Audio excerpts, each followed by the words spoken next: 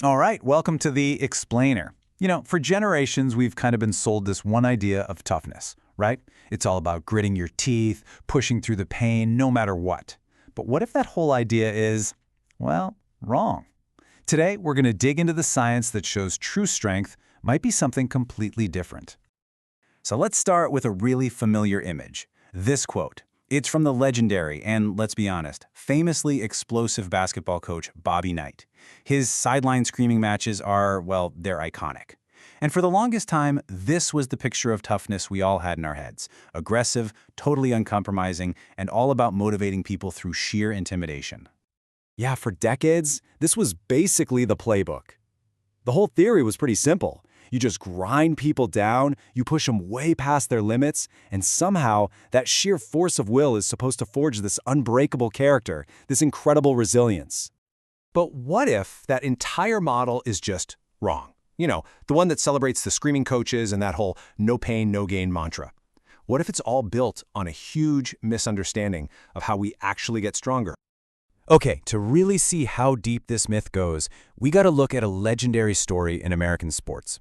I'm talking about the Junction Boys, this absolutely brutal 1954 football camp run by the famous coach Bear Bryant. Now, the legend. It's like something out of a movie. Bryant takes his team out to this remote, scorching hot camp in Texas. No water breaks, he just works them till they literally collapse. Dozens of players quit, but the few who survived, they were supposedly forged into this unbreakable elite team. I mean, it's the perfect story, right? Strength built through pure suffering. Except it's mostly a myth. The real facts, they tell a totally different story. The stars who actually led that team to victory a couple years later, I'm talking the Heisman Trophy winner, the star quarterback, they were all freshmen who weren't even at that camp. And a lot of the guys who did stick it out, they stayed not because they were tough, but because they were desperate. As one of them put it, if I quit, where would I go? They had no other choice. So think about that. One of the most famous stories we tell ourselves about how to build toughness is a lie. And if that foundation is totally cracked, it really makes you wonder, doesn't it? What else have we been getting wrong all this time? This brings us to a really interesting modern contrast. On one hand, you've got Bobby Knight's whole model, control through fear. But on the other hand, you have a coach like Pete Carroll. He won championships, a Super Bowl, and a national title by encouraging meditation, by letting his players be themselves, and by turning mistakes into positive learning opportunities. So you've got two huge winners with completely opposite ideas about what makes a team tough. And all this really points to a new definition, doesn't it? Real toughness. It's not about just mindlessly enduring stuff. It's not about just taking the hits over and over. It's an active skill. It's about facing tough situations with awareness, really understanding what's going on inside your own head, and then making a conscious choice about how you're going to respond.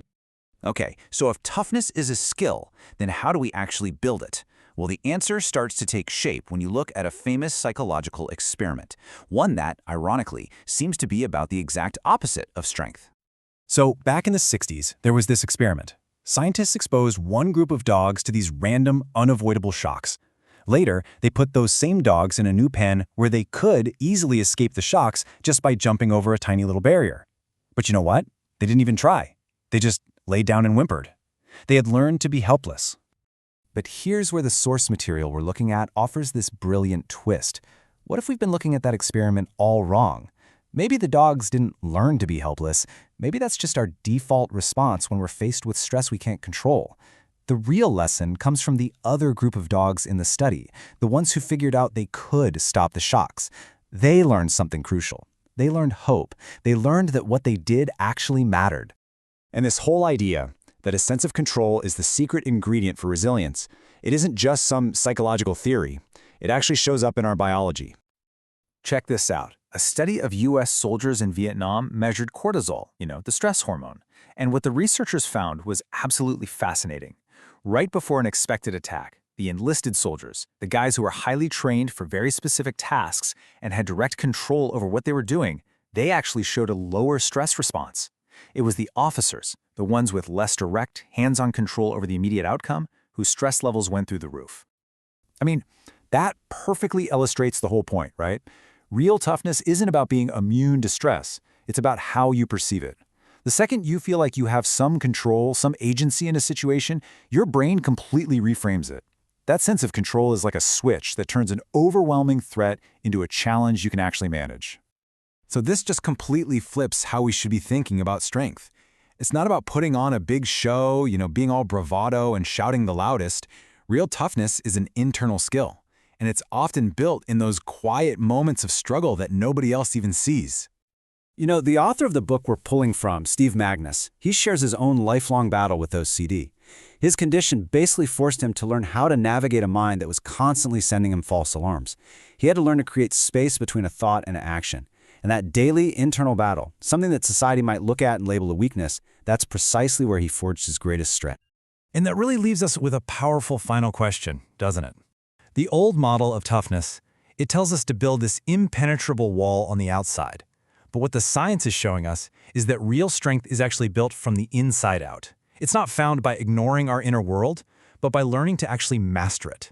So think about it. Where in your own life are you just performing toughness? And what do you think would happen if you decided to let go of that facade and start building the real thing?